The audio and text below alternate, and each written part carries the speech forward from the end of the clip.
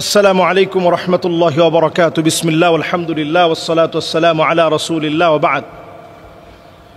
সম্মানিত দ্বীনী ভাইরা, আমরা একটা কথা প্রায় বাংলাদেশে শুনি। গুরুত্বপূর্ণ একটা প্রশ্ন এসেছে যে রোগ হলে যদি গুনাহ মাফি হয়ে যায় তাহলে মানুষ রোগ থেকে মুক্তি চায় কেন? আল্লাহ রাব্বুল আলামিন রোগের মাধ্যমে গুনাহ মাফ করেন। যদি আল্লাহ তাআলা কখনো আপনাকে এই জাতীয় পরীক্ষা নেন, সে অবস্থায় সবর করা এটি আল্লাহ তাআলার পক্ষ থেকেই শিখানো। তবে আমরা যে রোগ থেকে পানা চাই এটাও সওয়াবের কাজ। আল্লাহর কাছে আশ্রয় চাওয়া, আল্লাহর কাছে পানা চাওয়া, রোগ থেকে মুক্তি চাওয়া, এটাও আল্লাহ রাব্বুল আলামিন শিখিয়েছেন। তাহলে এখানে দুইটা শিক্ষা আছে।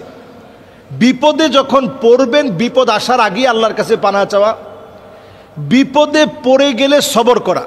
আপনি রোগাগ্রস্ত হয়ে গেছেন, এখন সবর করেন। এরপরে আপনি ডাক্তার দেখান, এটাও সওয়াবের কাজ। এরপরে আপনি গুনাহ থেকে নিজেকে পরিত্রাণ করবেন, আল্লাহর কাছে ওয়াদা দেন, এটাও সওয়াবের কাজ। এরপরে রোগ থেকে মুক্তি লাভের জন্য আল্লাহর কাছে দোয়া করবেন, এটাও সওয়াবের কাজ। তাহলে এখানে অনেকগুলো সওয়াব নিহিত।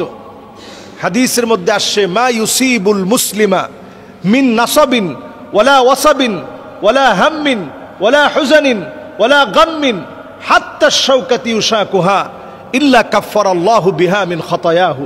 আল্লাহর কোনো মুমিন গোলাম ইমানদার যখন বিপদে পড়ে যায়, মুসিবতের ভিতরে পড়ে যায়, হতাশার ভিতরে পড়ে যায়, দুর্দশাগ্রস্ত হয়ে যায়, ব্যবসার ভিতরে ক্ষতির ভিতরে নিমজ্জিত হয়ে যায়, পকেটে যখন কোনো টাকা থাকে না, চতুর্দিক থেকে যখন হতাশা তাকে পেয়ে বসে, সবাই যখন তার সঙ্গে বেঈমানি করে, ওই মুহূর্তে যদি এই লোকটা আল্লাহর উপরে সবর করে, ভিতর থেকে যদি শব্দটা উচ্চারণ করে, যা আমার হৃদয়ে এত বেদনা, এত কষ্ট, এত যন্ত্রণা, এত যাতনা, এই যে আপনি শব্দটা উচ্চারণ করলেন, আল্লাহ রাব্বুল আলামিন গুনাহ খাতা মাফ করবেন, জান্নাতের দরজা আল্লাহ তাআলা বুলন্দ বানায় দিবেন। সুবহানাল্লাহ।